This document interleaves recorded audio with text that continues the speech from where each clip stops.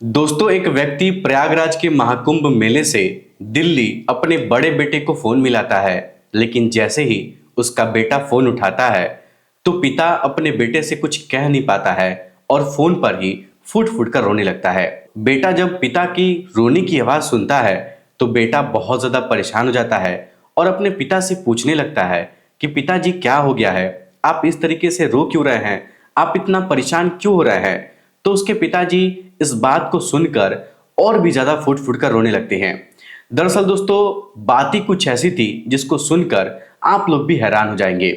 दोस्तों, पिता अपने बेटे से कहता है कि बेटा, मैं पिछले 20 घंटे से तुम्हारी माँ को ढूंढने की कोशिश कर रहा हूँ और पता नहीं कहाँ वो लापता हो गई है। मुझे लगता है कि मेले में वो भीड़ का शिकार हो गई है। ऐसी कोई जगह नहीं है जहां मैं उसकी तलाश नहीं किया हूं। यहां तक कि पुलिस वालों से भी पता किया हूं, लेकिन उसका कुछ भी पता नहीं चल रहा है। अब बेटा जब ये बात सुनता है तो बेटा इस बात को सुनकर बहुत ही ज्यादा परेशान हो जाता है। लेकिन दोस्तों, परेशान होने से वहां पर कुछ भी होने वाला नहीं था। दोस्तों, बेटा अपने पिता से कहता है कि पिताजी, आप परेशान मत होइए, भगवान पर भरोसा रखिए, सब कुछ ठीक हो जाएगा। आप एक काम करिए, मेले में आप जिस जिस इंसान से पूछ सकते हैं उससे पूछने की कोशिश करिए। आप पुलिस वालों के पास जाकर जानकारी दीजिए, खोया पाया केंद्र में जाकर पता करने की कोशिश करिए, कहीं हमारी मम्मी वहां पर तो नहीं है। आप जहां तक मम्मी को ढूंढ सकते हैं वहां तक ढूंढने की कोशिश करिए। दोस्तों, कुछ इस तरीके से वो बड़ा वाला बेटा अपने पिताजी को तसल्ली देता है और फिर बड़ा वाला बेटा अपने छोटे भाई को फोन करता है और अपने छोटे भाई से कहता है कि भाई देखो ना, कुंभ मेले में माँ कहीं खो गई है, पिताजी बहुत परेशान है, वो रो रहे थे, हम लोग को जल्दी से जल्दी कुछ करना पड़ेगा। पिताजी माँ को ढूंढने की बहुत कोशिश किए हैं लेकिन माँ उनको कहीं नहीं मिल रही है। अब दोस्तों, ये दोनों लोग मिलकर अपने मामा जी को फोन करते हैं, उनसे बात करते हैं और उनको पूरी घटना की जानकारी देते हैं कि उनकी माँ कुंभ मेले में कहीं खो गई है और उनके पिताजी बहुत परेशान हैं। तो दोस्तों, उसके मामा जी कहते हैं कि बेटा तुम लोग एक काम करो, मैं तुम लोग के पास अभी आ रहा हूं और हम लोग आज रात को बस पकड़कर प्रयागराज के लिए निकल चलेंगे और कल से दीदी को ढूंढना स्टार्ट कर देंगे। अब दोस्तों, इन दोनों के मामा जी इन दोनों को दिल्ली से बस में बैठाते हैं और लेकर प्रयागराज के महाकुंभ मेले में आ जाते हैं और इधर उधर जहां तक उनकी नजर जा सकती थी वहां तक ये तीनों लोग ढूंढने की बहुत कोशिश करते हैं, बहुत ही ज्यादा कोशिश करते हैं। आखिरकार दोस्तों, कई घंटे की तलाश के बाद उनकी मां उनको मिलती तो जरूर है, लेकिन दोस्तों जिस हालत में मिलती है, जिस रूप में मिलती है, शायद आप लोग कभी कल्पना भी नहीं किए होंगे। दोस्तों, जब वो दोनों बच्चे ना अपनी मां को ऐसे लेटे हुए इस हालत में देखते हैं अपनी आंखों के सामने ना, तो उनके पैरों तले जमीन खिसक जाती है। दोस्तों, सच में मैं आपको बता दूं ना कि उनकी जो मां थी ना, उसका कत्ल कर दिया गया था। उसका पूरा चेहरा जो था उसके बच्चे भी नहीं पहचान पा रहे थे। लेकिन जब पुलिस वाले एक एक कड़ी को जोड़कर इस पूरी घटना को समझने की कोशिश करते हैं और जब लोगों के सामने हकीकत निकल कर आती है और जब उस कातिल का नाम इन सभी लोगों के सामने आता है, तो दोस्तों सभी लोग एकदम से दंग रह जाते हैं। सभी लोग सोचने पर मजबूर हो जाते हैं कि आखिरकार ये जो व्यक्ति है ये ऐसा काम कैसे कर सकता है, ऐसा कदम कैसे उठा सकता है। नमस्कार दोस्तों, मैं हूं करण श्रीवास्तव और आज की जो सच्ची घटना मैं आप लोग को सुनाने जा रहा हूं, दोस्तों ये सच्ची घटना है दिल्ली की। और दोस्तों, दिल्ली में ही एक जगह पड़ता है त्रिलोकपुरी, वहीं की ये घटना है। दोस्तों, त्रिलोकपुरी का ही रहने वाला एक व्यक्ति होता है जिसका नाम अशोक होता है। अशोक दिल्ली में रहकर प्रिंसिपल विभाग में सफाई कर्मचारी का काम करता था। उसकी जो पत्नी थी उसका नाम मीनाक्षी था, जिसकी उम्र 35 साल के आसपास थी। दोस्तों, मीनाक्षी पिछले कई दिनों से अपने पति अशोक से कह रही थी कि देखो ना, कितने सारे लोग महाकुंभ में स्नान करने के लिए जा रहे हैं, लेकिन एक तुम हो कि ना तो खुद जाते हो नहाने के लिए और ना ही मुझे जाने देते हो नहाने के लिए। क्या हम दोनों एक साथ कुंभ मेला में स्नान करने नहीं जा सकते हैं? क्या हम लोग के पास इतना भी समय नहीं है? अब दोस्तों, पत्नी जब अपने पति से इस तरीके की जिद करने लगती है महाकुंभ मेला में जाने के लिए, कुंभ मेला में स्नान करने के लिए, तो पति अपने उच्च अधिकारियों से बात करता है, छुट्टी की व्यवस्था करता है और फिर अपनी पत्नी को लेकर हंसी खुशी प्रयागराज के महाकुंभ मेले में स्नान करने के लिए चला आता है। दोस्तों, अशोक अपनी पत्नी के साथ 17 फरवरी 2025 को घर से निकल जाता है और 18 फरवरी 2025 को सुबह में संगम में गंगा स्नान करता है और सारा दिन इधर उधर घूमते हैं, फिरते हैं और प्रयागराज के सभी मंदिरों में जाने की, दर्शन करने की कोशिश करते हैं। लेकिन दोस्तों, तभी अचानक काफी संख्या में एक ही जगह पर भीड़ इकट्ठा हो जाती है और उस भीड़ की चपेट में मीनाक्षी फंस जाती है। दरअसल दोस्तों उसका हाथ उसके पति से छूट जाता है और वो अपने पति से उस भीड़ में बिछड़ जाती है। दोस्तों उस समय अशोक मीनाक्षी को ढूंढने की बहुत कोशिश करता है, लेकिन जब उसकी पत्नी उसको नहीं मिलती है तो पुलिस वालों के पास चला जाता है और उनसे बताता है कि साहब हमारी पत्नी कहीं खो गई है, अभी वो मेरे साथ थी, हम लोग गंगा नदी से स्नान करके बाहर निकले हैं, अचानक से बहुत सारे लोग यहाँ पर आ गए हैं और वो भीड़ का हिस्सा हो गई है। मैं उसको ढूंढने की बहुत कोशिश किया हूँ लेकिन वो मुझे मिल नहीं रही है। साहब आप लोग हमारी थोड़ी सी मदद कर दीजिए, मेरी पत्नी को ढूंढने में आप लोग मेरी मदद कर दीजिए। लेकिन दोस्तों पुलिस वाला जब उसकी मदद नहीं कर पाता है तब अशोक खोया पाया केंद्र में चला जाता है और वहां पर जाकर माइक में अपनी पत्नी का नाम अनाउंस करवाने लगता है। वहां पर भी उसको ढूंढने की बहुत कोशिश करता है लेकिन दोस्तों मीनाक्षी का वहां पर कुछ भी अता पता नहीं चलता है। दोस्तों धीरे धीरे देखते देखते पूरी रात निकल जाती है, लेकिन जब सुबह होता है तब अशोक अपने बड़े वाले बेटे को फोन मिलाता है और अपने बड़े वाले बेटे से कहता है कि बेटा तुम्हारी माँ मेले में कहीं गुम हो गई है, मैं उसको कई घंटों से ढूंढने की बहुत कोशिश कर रहा हूँ लेकिन वो मुझे नहीं मिल रही है। तब दोस्तों उसका बेटा बहुत ज़्यादा परेशान हो जाता है, लेकिन फिर हिम्मत से काम लेता है और अपने पिताजी से कहता है कि पिताजी आप परेशान मत होइए, खोया पाया केंद्र में जाकर पूछने की कोशिश करिए, पुलिस वालों से मदद मांगिए, आसपास के लोगों से पूछने की कोशिश करिए, शायद माँ का कुछ पता चल जाएगा।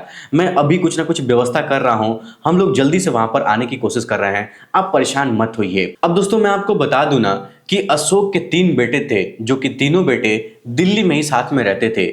जो बड़ा वाला बेटा था उसका नाम अश्वनी था और जो उससे छोटा वाला भाई था उसका नाम आदर्श था। तो दोस्तों अश्वनी अपने छोटे वाले भाई आदर्श को फोन करता है और पूरी घटना की जानकारी देता है।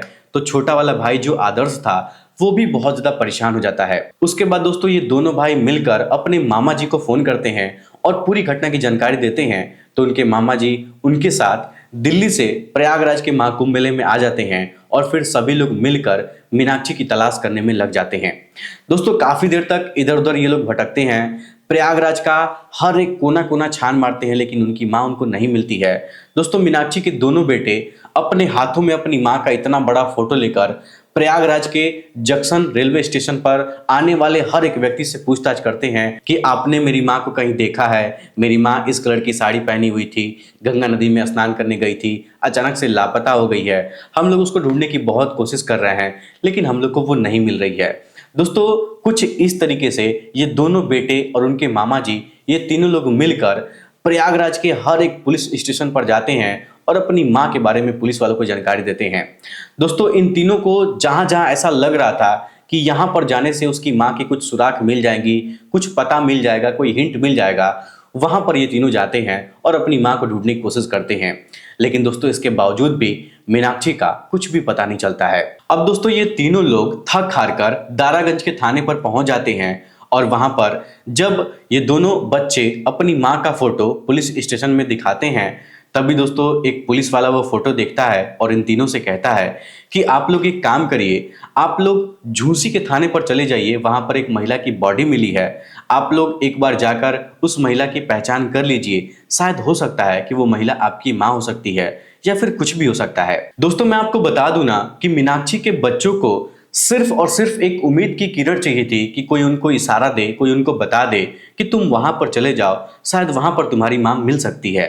अब दोस्तों जैसे ही ये दोनों बच्चों को पता चलता है कि उनकी माँ झूसी थाने पर मिल सकती है, थोड़ा बहुत चांस है मिलने का, तो ये दोनों बच्चे और उनके मामा जी दौड़ते हुए भागते हुए झूसी के थाने पर पहुंच जाते हैं। और जब वहां पर जाते हैं तो कुछ पुलिस वालों से, कुछ कांस्टेबल लोग से बातचीत करते हैं, अपनी माँ का फोटो भी दिखाते हैं। और दोस्तों मैं आपको बता दूं कि झूसी थाने के एसएचओ थे उपेंद्र प्रताप सिंह। ये दोनों बच्चे मिलते हैं, वहां जाने के बाद रोते हैं, गिड़गिड़ाते हैं उनके सामने और उनके सामने अपनी पूरी कहानी बताते हैं कि मेरी माँ का नाम मीनाक्षी है, हम लोग एक साथ दिल्ली में रहा करते हैं, मेरे पिताजी का नाम अशोक है, मेरी माँ मेरे पिताजी के साथ कुंभ मेले में स्नान करने के लिए आई हुई थी, लेकिन भीड़ ज़्यादा होने की वजह से मेरे पिताजी से उसका हाथ छूट गया है और वो कहीं भीड़ में लापता हो गई है।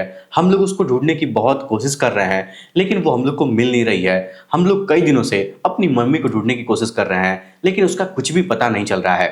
सर आप हमारी थोड़ी सी मदद करिए, हमारी माँ को ढूंढने में हमारी सहायता करिए। अब दोस्तों जैसे ही ये बात झूसी थाने के एसएचओ उपेंद्र प्रताप सिंह को पता चलती है तो सबसे पहले उस महिला का फोटो वो देखते हैं और जब एसएचओ साहब उस महिला का फोटो देखते हैं तो एक टक लगाकर देखते ही रह जाते हैं और उनके मन में एक कहानी चलने लगती है। दरअसल दोस्तों मैं आपको बता दूं कि उनके मन में कहानी ये चलती है कि झूसी थाने के पास में ही एक होटल होता है। उस समय सुबह के 6 बज रहे थे और जब उस होटल का एक कर्मचारी, एक सिक्योरिटी गार्ड सुबह सुबह में उठकर बाथरूम करने के लिए बाथरूम में जाता है तो देखता है कि एक 35 साल की महिला खून से लथपथ एकदम से मरे हुए हालत में बाथरूम में पड़ी हुई है। दोस्तों जो होटल का कर्मचारी था उसका नाम मोहन था। मोहन जब अपनी आंखों के सामने उस महिला को इस स्थिति में देखता है तो जोर जोर से चिल्ला चिल्लाकर रोने लगता है और दोस्तों उसके चीखने और चिल्लाने की आवाज सुनकर आसपास के लोग भी इकट्ठा हो जाते हैं। जब सभी लोग उस महिला को अपनी नग्न आंखों से उस अवस्था में देखते हैं तो सबकी आंखें फटी की फटी रह जाती हैं। दोस्तों सभी लोग दंग रह जाते हैं कि कोई इंसान एक महिला के साथ ऐसा कैसे कर सकता है। दोस्तों मैं आपको बता दूं कि किसी धारदार हथियार से उस महिला की हत्या कर दी गई थी। उस महिला का चेहरा इतना ज्यादा काटा गया था कि वो बिल्कुल भी पहचान में नहीं आ रहा था। उसके शरीर पर चारों तरफ निशान पड़े हुए थे, उसके कपड़े पूरे तरीके से फटे हुए थे। दोस्तों पुलिस वाले उस महिला की पहचान करने की बहुत कोशिश करते हैं लेकिन उसकी शक्ल पहचान में आ ही नहीं पाती है। उसके बाद दोस्तों पुलिस वाले उस महिला की बॉडी को अपने कब्जे में लेते हैं, उसका पोस्टमार्टम करवाते हैं। तो पोस्टमार्टम रिपोर्ट में पता चलता है कि किसी नोकीली चीज से उस महिला के शरीर पर कई बार वार किया गया है जिस वजह से दम घुटने की वजह से उस महिला की मौत हो गई है। अब दोस्तों पुलिस वाले उस महिला की बॉडी को लगभग 72 घंटों के लिए वेटिंग रूम में रख देते हैं क्योंकि दोस्तों पुलिस वालों का ये नियम है कि जो भी खोया पाया बॉडी या फिर लापता या फिर लावारिस बॉडी होती है, जो बॉडी लावारिस होती है जिसका कोई भी घर वाले नहीं होते हैं, कोई भी गार्जियन नहीं होता है, उसको 72 घंटे के लिए वेटिंग रूम में रखा जाता है। उसके बाद उसकी जो भी प्रक्रिया होती है वो की जाती है। अगर 72 घंटे के अंदर किसी का रिलेटिव मिल जाता है, किसी का पता चल जाता है कि ये बॉडी किसकी है तो उसके घर वालों को इन्फॉर्म कर दिया जाता है और उसको बता दिया जाता है। और अगर 72 घंटे के बाद भी उस व्यक्ति के घर वालों को कुछ पता नहीं चलता है तो फिर आगे की कार्रवाई की जाती है और प्रशासन की मदद से उनका अंतिम संस्कार करवा दिया जाता है। लेकिन दोस्तों अभी तक उस महिला को 72 घंटे भी पूरा नहीं हुए थे। तभी दोस्तों मीनाक्षी के दोनों बच्चे अपने मामा जी के साथ झूसी के थाने पर पहुंच गए थे और जब ये बात वहां के एसएचओ उपेंद्र प्रताप सिंह को पता चलती है तो वो सोचते हैं कि कहीं वो महिला इनकी मां तो नहीं है। अब दोस्तों यही कहानी उनके मन में सब कुछ चलने लगती है, बार बार आने लगती है। तभी एसएचओ साहब एक पुलिस कांस्टेबल को अपने पास बुलाते हैं और उनसे कहते हैं कि तुम एक काम करो, तुम इन तीनों को लेकर पोस्टमार्टम हाउस में चले जाओ और वहां पर जो महिला हम लोग को मिली है होटल के अंदर उस महिला की पहचान कराओ। मुझे लग रहा है कि कहीं वो महिला इनकी मां तो नहीं है। अब दोस्तों जैसे ही दोनों बेटे अपने मामा के साथ पोस्टमार्टम हाउस के अंदर जाते हैं तो सामने पड़ी हुई महिला को देखकर एकदम से फूट फूट कर रोने लगते हैं। दरअसल दोस्तों मैं आपको बता दूं कि वो दोनों बच्चे अपनी माँ की साड़ी को देखकर एकदम से पहचान जाते हैं क्योंकि दोस्तों उनकी माँ जो थी ना अक्सर वही साड़ी पहना करती थी और वो साड़ी उनकी फेवरेट साड़ी थी जिसको पहनकर वो कुंभ मेला में स्नान करने के लिए आई हुई थी। दोस्तों वो दोनों बच्चे अपनी माँ को सिर्फ और सिर्फ साड़ी की वजह से पहचान जाते हैं। दोस्तों वो दोनों बच्चे जब अपनी माँ को इस हालत में देखते हैं ना तो अपनी माँ को गले से लगाते हैं और फुट फुट कर वहीं पोस्टमार्टम हाउस के अंदर रोने लगते हैं। दोस्तों वो बच्चे कभी अपनी माँ के चेहरे को देख रहे थे जो पहचान में नहीं आ रहा था, तो कभी उसके हाथों को देख रहे थे, तो कभी उसके पैर को देख रहे थे।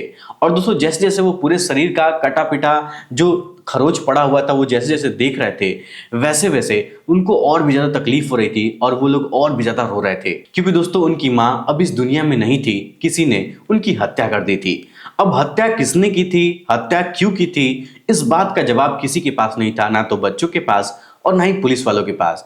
लेकिन दोस्तों जब ये बात झूसी के थाने के एसएचओ उपेंद्र प्रताप सिंह को पता चलती है तो उपेंद्र प्रताप सिंह दोनों बच्चों को सांत्वना देते हैं कि बेटा तुम लोग परेशान ना हो, जिसने भी तुम्हारी माँ के साथ ये सब गंदा काम किया होगा हम लोग उसको कड़ी से कड़ी सजा देंगे और हम लोग जल्दी से जल्दी इस मामले की जांच करने की कोशिश भी करेंगे। अब दोस्तों इस तरीके से झूसी थाने के एसएचओ साहब जहां उस महिला की बॉडी मिली थी, जिस होटल में मिली थी, वहां का सीसीटीवी कैमरा जब चेक करवाते हैं तो उसमें पता चलता है कि उस महिला के साथ एक व्यक्ति और था जो होटल में उसके साथ अंदर गया था। दोस्तों जब पुलिस वाले दोनों बच्चों को बुलाते हैं और वो सीसीटीवी कैमरा का वीडियो दिखाया जाता है उनको, तो दोनों बच्चे पुलिस वालों से कहते हैं कि ये तो हमारे पिताजी हैं जो मेरी माँ के साथ होटल के अंदर जा रहे हैं। अब दोस्तों पुलिस वाले उन दोनों बच्चों से कहते हैं कि तुम एक काम करो, तुम अपने पिताजी को बुलवाओ, हम लोग उनसे कुछ पूछताछ करना चाहते हैं, कुछ जानकारी निकलवाना चाहते हैं। अब दोस्तों इस तरीके से मीनाक्षी का जो बड़ा बेटा था वो अपने पिताजी को फोन करता है और फोन करके बुलाता है। और जब पुलिस वाले उनसे पूछताछ करना स्टार्ट करते हैं तो दोस्तों आदर्श के जो पिताजी होते हैं वो तो पहले इधर उधर की बातें करते हैं, लेकिन जब पुलिस वाले आदर्श के पिताजी से सिर्फ और सिर्फ एक ही बात पूछने पर अड़ जाते हैं कि आप अपनी पत्नी का हत्या क्यों किए हैं, किस वजह से किए हैं, आप अपनी पत्नी को क्यों मारे हैं, तो दोस्तों आदर्श के जो पिताजी होते हैं वो इस बात को मानने के लिए तैयार ही नहीं थे कि वो अपनी पत्नी की हत्या किए हैं। लेकिन दोस्तों पुलिस वालों को कहीं से भनक मिल जाती है और पुलिस वाले जब कड़ाई के साथ उनको मार कर पीट कर पूछना स्टार्ट करते हैं तो आदर्श के पिताजी ये बात कबूल कर लेते हैं कि हाँ मैं ही अपनी पत्नी को मारा हूं, मैं ही अपनी पत्नी की हत्या किया हूं। लेकिन दोस्तों जब पुलिस वाले इसके पीछे की वजह पूछते हैं कि आपने अपनी पत्नी को क्यों मारा है, कोई अपनी पत्नी को ऐसे तो मार नहीं सकता है, तो जो वजह निकलकर सामने आती है ना वो सुनकर मीनाक्षी के दोनों बच्चों के पैरों तले जमीन खिसक जाती है और पुलिस वालों के पैरों तले जमीन खिसक जाती है। दोस्तों मैं आपको बता दूं कि आदर्श के पिताजी पुलिस वालों के सामने अपना बयान देते हुए बताते हैं कि दिल्ली में मैं रहकर सफाई कर्मचारी का काम करता हूं और वहीं पर एक महिला के साथ मेरा प्रेम प्रसंग चल रहा है, मैं उसको पसंद करता हूं, उसके साथ जीवन भर रहना चाहता हूं। लेकिन मीनाक्षी को यह बात पसंद नहीं था, वो मुझे हर समय रोकती थी, टोकती थी, मुझे मिलने नहीं देती थी और ये बात मुझे अच्छा नहीं लगता था। इसी बात को लेकर हम दोनों के बीच में बहुत लड़ाई भी होता था। मैं उसके साथ बिल्कुल भी खुश नहीं था, मैं उसके साथ मजबूरी में रह रहा था। लेकिन जब वो मुझसे बोली कि मुझे कुंभ मेला में स्नान करने के लिए जाना है, जब वो मुझसे जिद करने लगी, तभी मैं ये प्लान बनाया और इस तरीके से उसको अपने रास्ते से हटा दिया। दोस्तों मैं आपको बता दूं ना कि अशोक पहले अपनी पत्नी को होटल में ले गया था और होटल में जब गया था तो आधार कार्ड या फिर आईडी प्रूफ वो लोग जमा करवाते हैं, तो ये होटल में आईडी प्रूफ जमा नहीं करवाया था। ये सिर्फ बोला था कि हम 500 रुपये देंगे, 2 घंटे रुकना है, 2 घंटे बाद हम लोग यहाँ से चले जाएंगे, हम लोग की ट्रेन है, हम लोग बहुत गरीब आदमी हैं, हम लोग के पास ज़्यादा पैसा नहीं है। तो दोस्तों होटल वाला भी 2-3 घंटे के लिए 500 रुपये में रूम दे देता है। लेकिन जो अशोक है ना इस मौके का फायदा उठाता है और अपनी पत्नी को उस होटल के अंदर मौत के घाट उतार देता है और चुपके से वहां से निकल जाता है। उसको लगता है कि कोई उसको पहचान नहीं पाएगा। अब दोस्तों मैं आपको बता दूं कि अशोक जब अपनी पत्नी को मारकर होटल में छोड़कर बाहर निकलता है तो सीधा प्रयागराज के मेले में आ जाता है और उस मेले में आकर अपनी पत्नी की बहुत तलाश करने की कोशिश करता है, इधर उधर भटकता है और सिर्फ झूठ मूठ का मेले के अंदर अपनी पत्नी को ढूंढने की कोशिश करता है, कि नौटंकी करता है ताकि कोई उसके ऊपर शक ना कर पाए। अगर कोई उससे पूछे तो वो यही बताए लोगों से कि उसकी पत्नी मेले में गुम हो गई है, कहीं वो मिल नहीं पा रही है। दोस्तों अशोक को ऐसा लगता है ना कि शायद अगर मैं घर वालों को ये बात कहूंगा कि मेरी पत्नी भीड़ में कहीं गुम हो गई है, वो लापता हो गई है, तो मेरे घर वाले उसकी ज्यादा छानबीन नहीं करेंगे, वो लोग भूल जाएंगे। लेकिन दोस्तों उसको क्या पता था कि उसके बच्चे अपनी माँ से कितना प्यार करते हैं, अपनी माँ को ढूंढने के लिए वो किस हद तक चले जाएंगे, ये बात वो कभी सोचा ही नहीं था। अब दोस्तों इस तरीके से जब पूरे घटना का खुलासा हो जाता है तो अशोक के जो दोनों बच्चे होते हैं वो अपने पिताजी के ऊपर थूकने लगते हैं, उनको गाली देने लगते हैं, उनके ऊपर गुस्सा करने लगते हैं, यहाँ तक कि उनके मामा जी उसके पिताजी को मारने भी लगते हैं। अब दोस्तों जाहिर सी बात है कि कोई भी व्यक्ति अगर अपनी ही पत्नी के साथ इस तरीके की हरकत करेगा तो कोई भी उसको माफ नहीं करेगा। दोस्तों प्रयागराज की पुलिस अशोक के खिलाफ जो भी सबूत होती है वो इकट्ठा करती है और फिर कोर्ट से कार्रवाई करते हुए उसको जेल के अंदर डाल दिया जाता है। फिलहाल अशोक जेल के अंदर अपने कर्मों की सजा काट रहा है। तो दोस्तों ये थी आज की घटना। इस घटना को सुनने के बाद आप लोग क्या कहना चाहेंगे, अपनी राय हमें कमेंट बॉक्स में जरूर बताइएगा कि अशोक जो अपनी पत्नी के साथ किया था वो गलत किया था या फिर सही किया था, या फिर अपनी पत्नी के साथ रहते हुए भी दूसरी पत्नी के साथ रहता था, वो काम सही था या फिर गलत था। चलिए दोस्तों फिर आज के इस वीडियो में इतना ही। वीडियो पसंद आए तो वीडियो को लाइक, चैनल सब्सक्राइब जरूर करिएगा। आप सभी लोग का बहुत बहुत धन्यवाद।